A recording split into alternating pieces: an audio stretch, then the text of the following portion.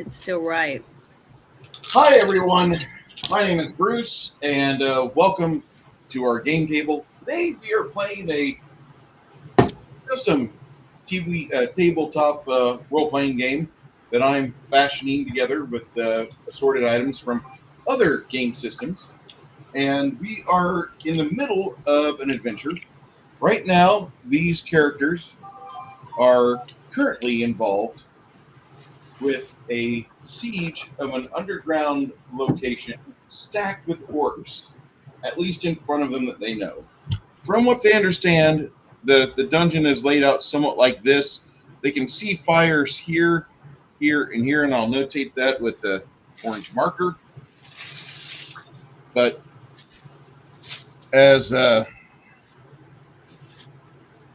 the adventure today is starting, I'd like to welcome you all as we are trying to save our skins.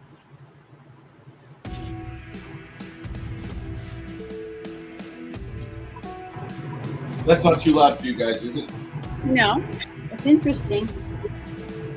Should be fine. One of the tabs on the side here for Restream, they have a music section. And you can Cool. also have background music. Sweet. I think it's all AI or unlicensed. It would be hard to add your own if you want. So, upload and play your own music on screen. Awesome. Also, we at this channel we appreciate White Bat Audio, and that is the channel name for the YouTuber that we have supported in the past.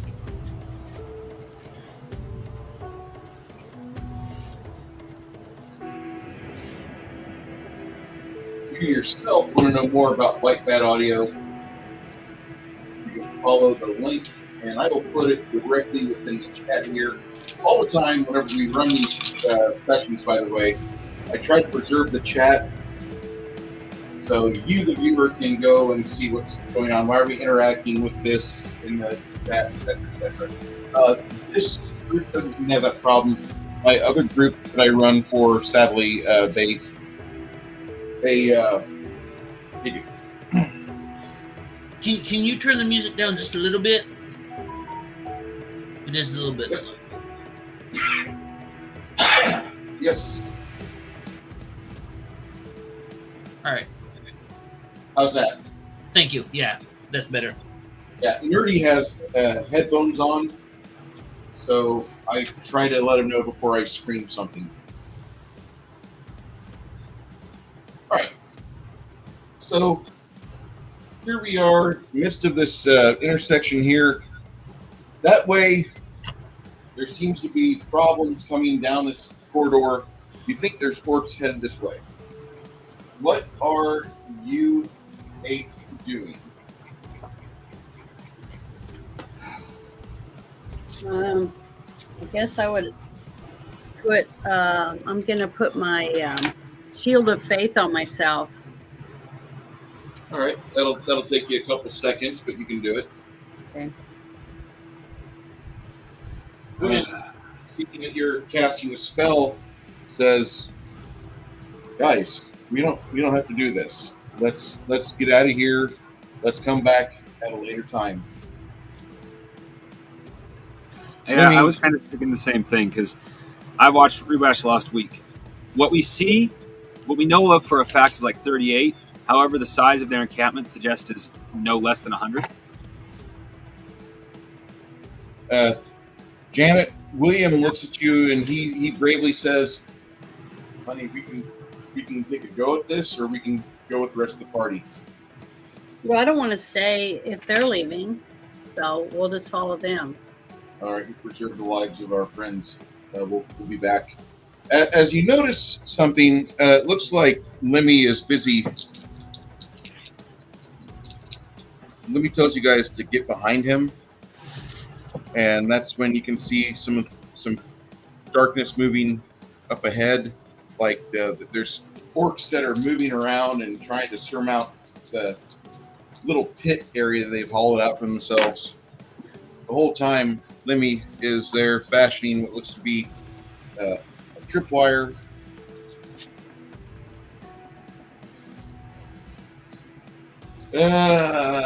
Crafting. Roll me 4 die 10, please. Oh, well. And tally them together and let me know the result. Sorry, I forgot to grab my tower.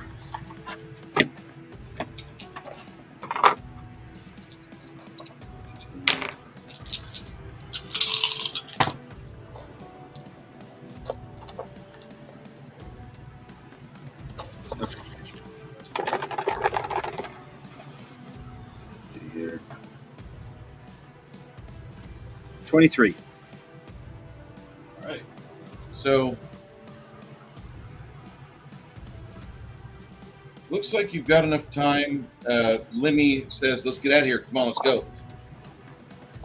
And about that same time, you see your friend Quinn starting to play something on his mandolin.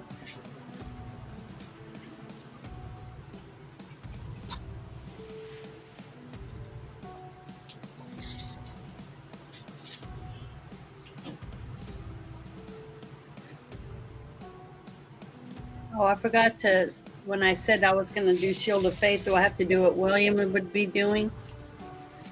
No. Okay. Your friend, the bard, casts a spell off of his musical instrument, and he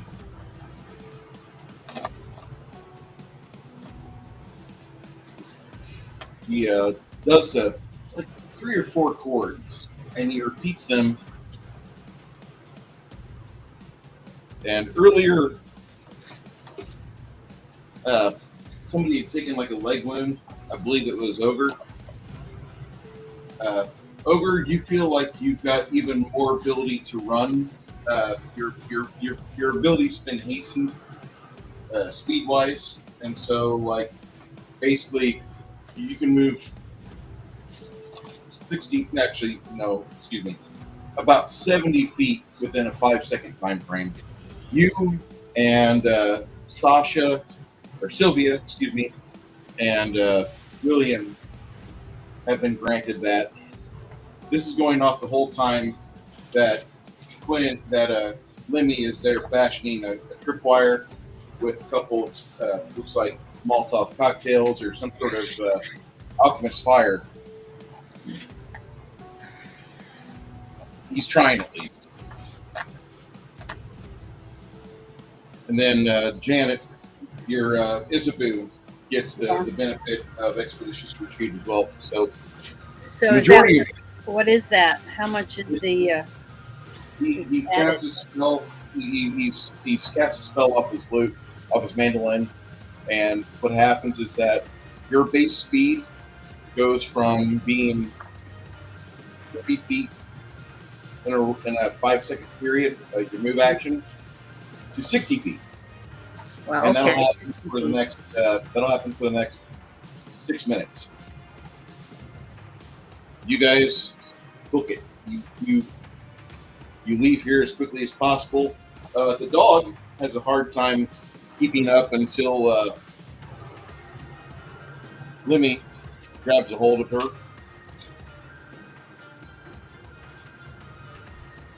It's too managed for Sasha or Sylvia.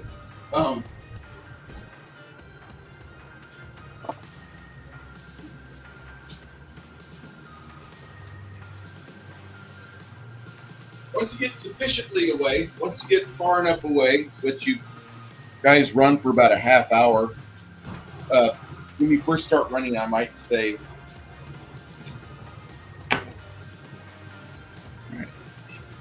you do hear an explosion behind you.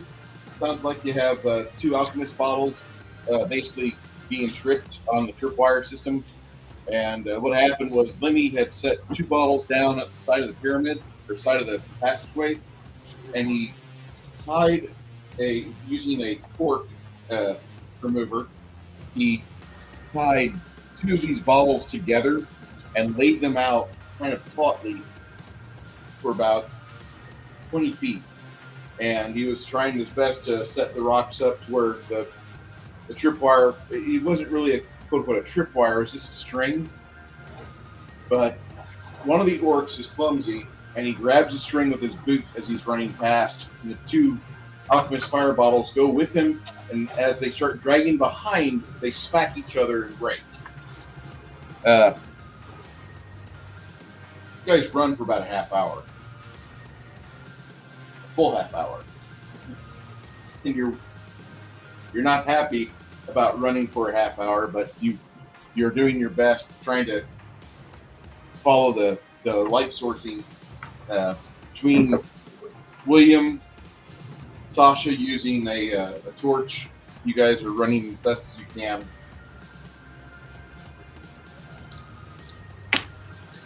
You guys seem to do pretty okay with that. And you leave the orcs behind. You don't hear them after 10 minutes. You hear them taunting you the whole time, telling you that they're going to take you down, they're going to grab you, they're going to carry you back. All sorts of orcish trying to use Westerling and make brutish taunts at you.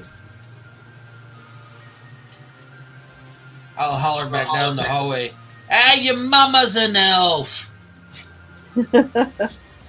Ooh.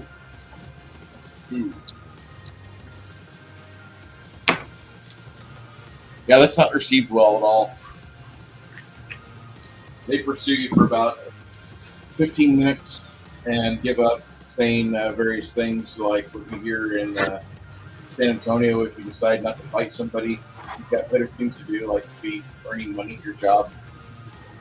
And they're like, "Oh, you pussies!" Well, yeah, you unemployed fucker. Of course you're gonna say that. And the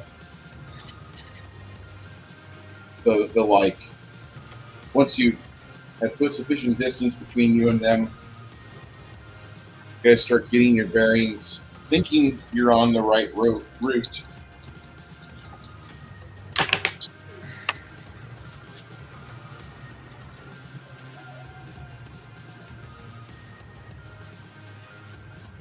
You actually end up at.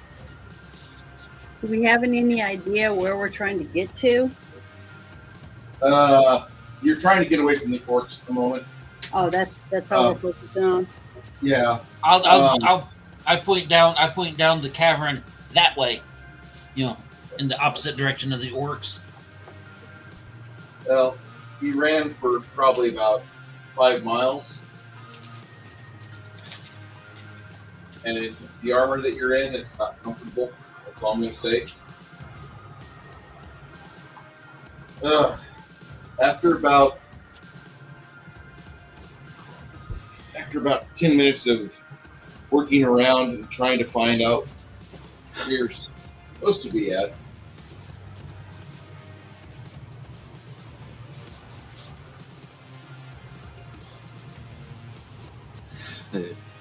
All right, after we get done, I'm like, oh, that run was refreshing. Well, everyone in armor gives me dirty looks.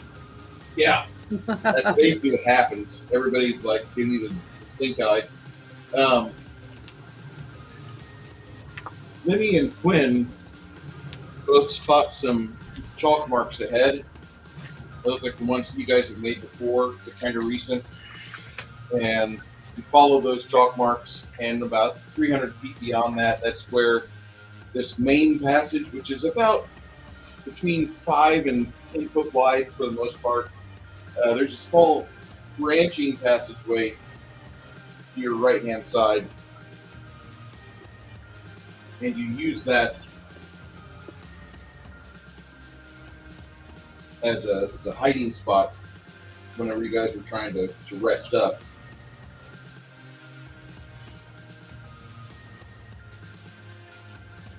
So you think you know where you're at.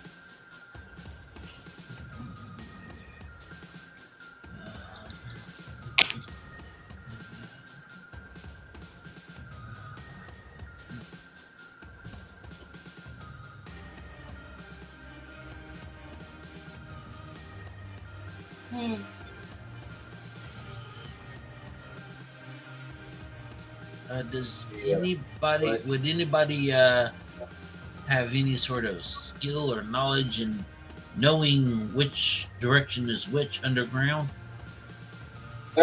Actually, you would. The best I would have is knowledge nature. You can make a knowledge nature check, even though you're underground.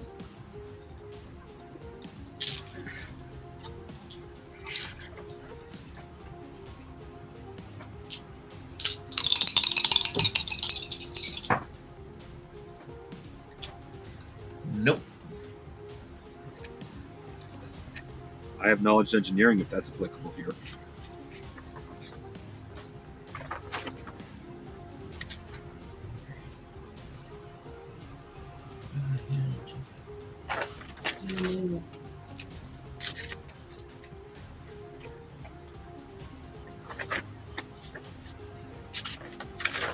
I have knowledge survival. I don't know if that has anything to do with caves or. Survival. Go ahead and roll that, Janet. Okay, and I just roll Yep. my percentile ones, right? Yep. I rolled an 80 and a 0. Nice. I think that's good, Yes. except for the 0. Well, the 0 just means you rolled a straight 80, that's all. Okay, good. Well, I rolled 80.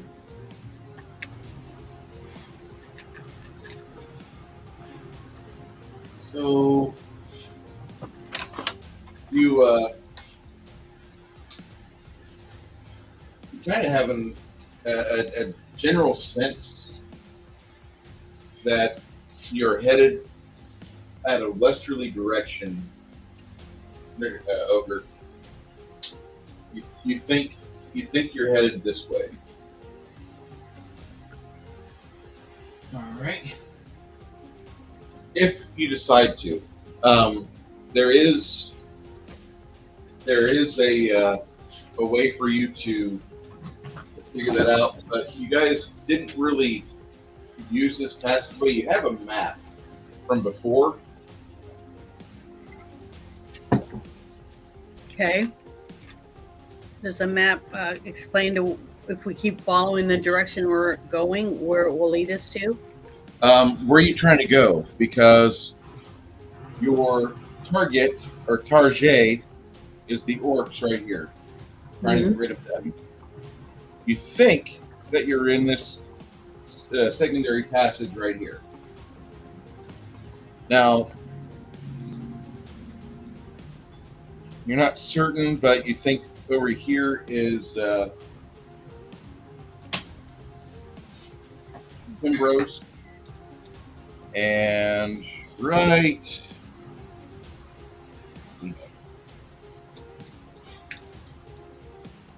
Pimbrose is right there, and then the Hobgoblin Keep is like right here.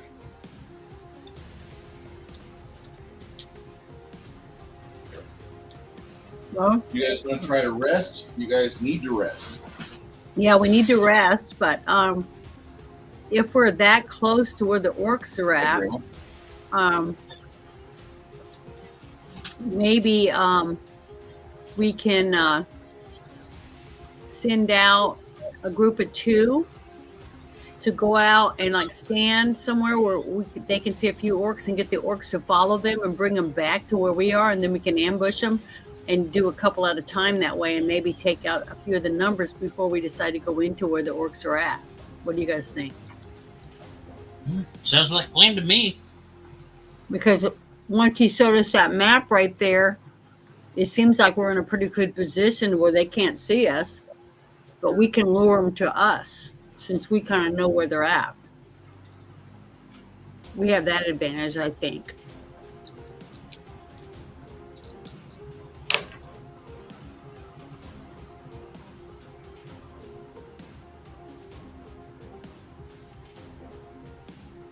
Yeah, we do need to be. I'm presuming in this case, because I don't know the grips again 100%, but you still need to be careful because orcs haven't survived because they're complete idiots. Well, yeah. So I'm not saying that that trick like won't work, but I don't know. I can't guarantee it would work more than once. Yeah. Well, anything that we can do to take down a few without them knowing we're there, or that we're going to ambush them or whatever, I think is a good thing. Well, how many orcs have we taken down so far? Probably about 8, maybe 10. You didn't check behind you that well. There was a group of them following you behind when you guys were fleeing their lair. You have no idea how many of them completely fell apart because that tripwire and the alchemist fire. You have no idea. Well, yeah. So we have an idea of about 100 in that camp. It's very suggestive by its size. We didn't actually see 100. Well, that's what I said. I didn't give it absolute. You know, it's like we have an idea of about 100. Yeah. Might be more, might be less.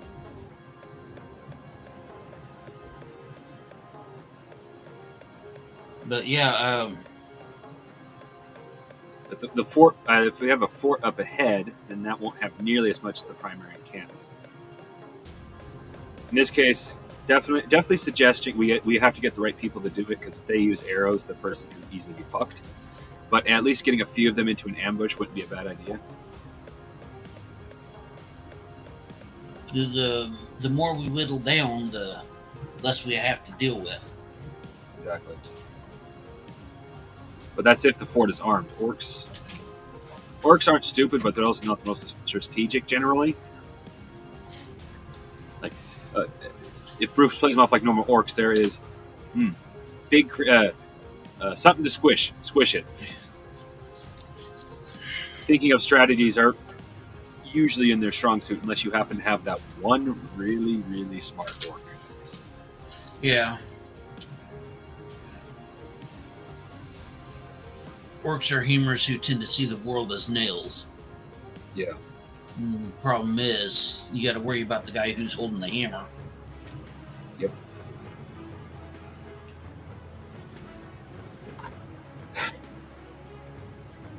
So I would definitely suggest we go into this like there's at least a small strategy that we could potentially deal with.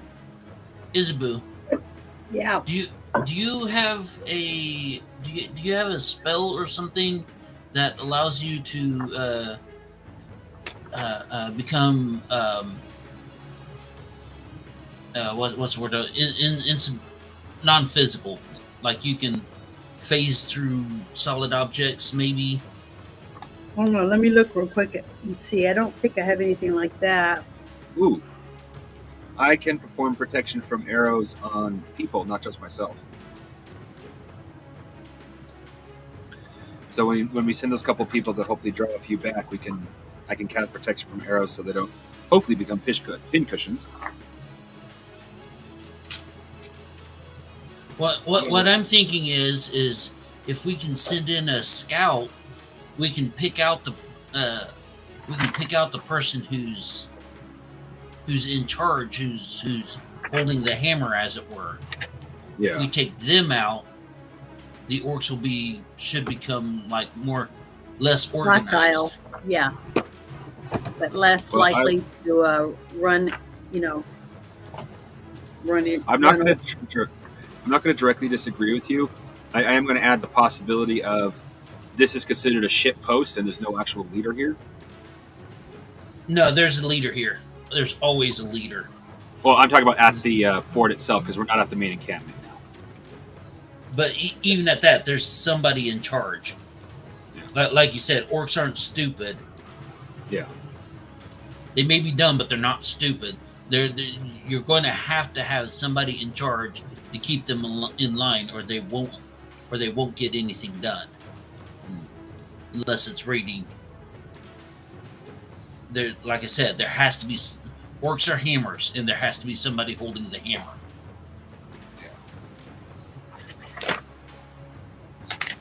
Well, the only two who can do that would be Sylvia and Lemmy.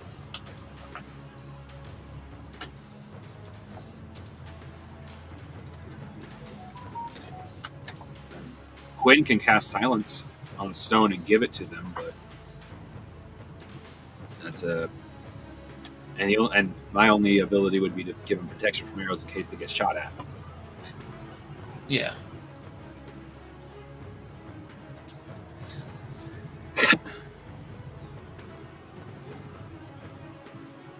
And so it's going to be a one or the other strategy, at least at first. If they could get in, kill the leader, and maybe a couple more, and draw a bunch of them to us, that'd be really awesome. But I'm going to presume initially it's only going to be one or the other. So which one do we want to start with? I wish. Do we not have a single person in our group that can turn invisible? Not yet. That I'm once again presuming, but in other games, invisibility is usually a pretty high level spell. Okay. I'm just looking through all my stuff to see if I have anything. Do you have invisibility there, Mongoose? No, I don't. Oh, okay. I haven't been looking for it because actually at level 6 would be probably a good time to start looking for it because that's when you can find it in Palladium. But I haven't started looking, presuming it was going to be on the higher end of things.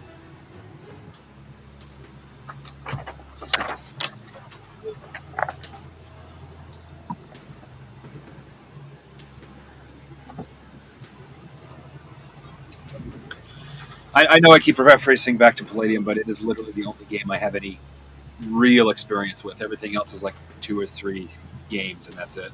Like, yeah, yours is the system I know at almost as much as Palladium at this point. I wanted to ask a question. That's only second to Palladium.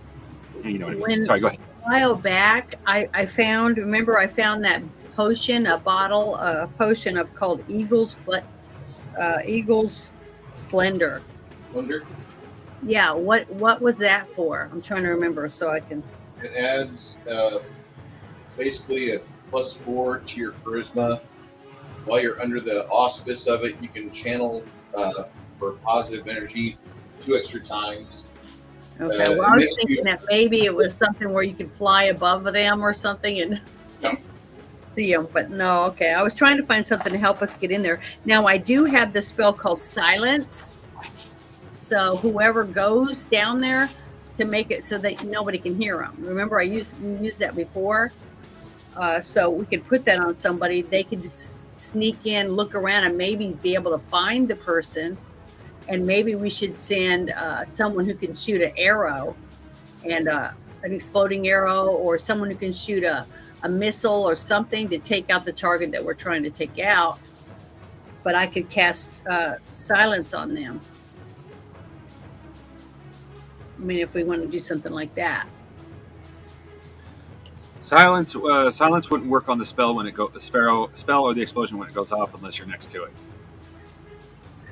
Well, the thing is, if you can get somebody down the hall or in the group and see the person and then shoot them with an arrow in the head or shoot them with a magic missile and then run towards where we are, and then we could try to ambush whoever's coming in and take out as many as we can, but hopefully get that person, the one person that you said we want to try to get rid of, to help us manage them a little better because they don't have a leader.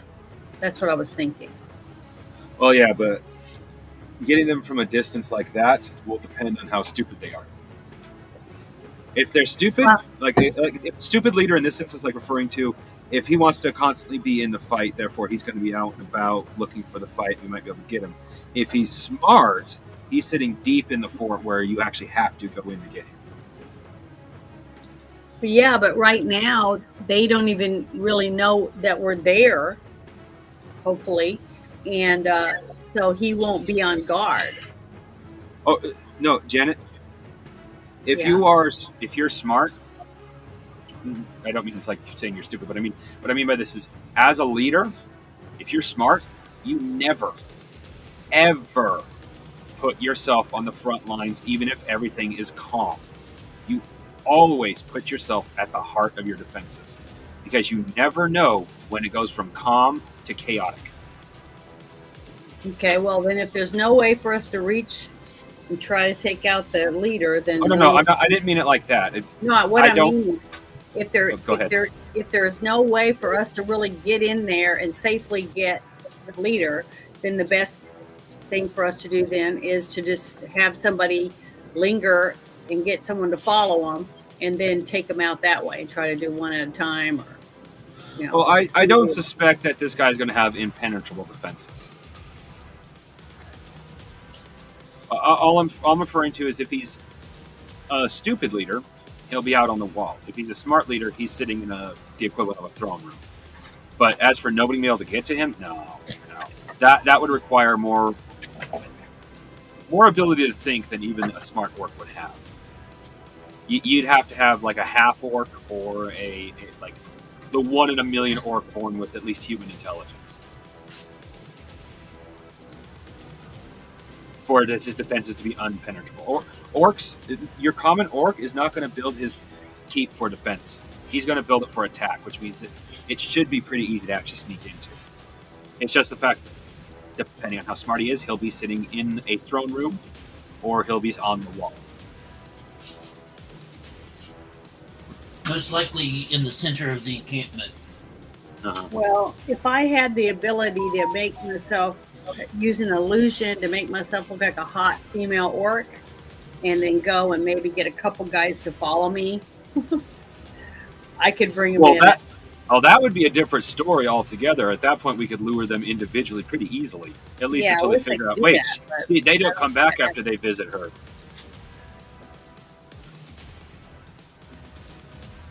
But yeah, we definitely had trapped more than just one round if that be the case. Well, if that's the case, you wouldn't even need to look like a hot orc. Well, I wouldn't want them to say, "Oh, she's in here trying to get us by ourselves." You see what I mean? And if I was an orc, they would be less suspicious of me. Your typical orc isn't going to be suspicious. A typical orc is would take one look at you and say, "Ooh, that's mine." Yeah, but then they might fight over someone if it wasn't someone that's trying to get their attention. I don't know if that makes sense. Once again, we're in the territory of that's not such a bad thing. Orcs fighting over treasure, they're not. The other orcs aren't going to stop it or even consider that as suspicious. Yeah.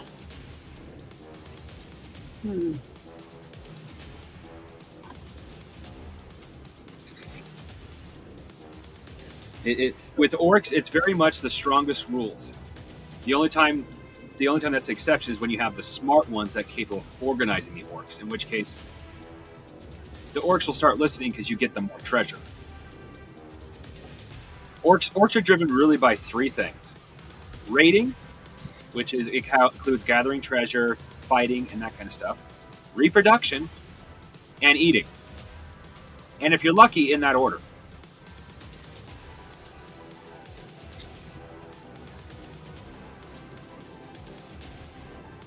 So what do you guys want to do then? Well, we have 3 very viable options, actually. The regular ambush, where we trick a few of them coming our way, but they know what's happening. But it's still a viable option because we'll probably get quite a few to follow whoever it is. We also have the sneak-in option, which is also very viable given the orc nature. And we also have the female allure, which could attract a lot more of them than just the initial thing, but then we also put our healer and our females period at risk in case we don't get to them in time.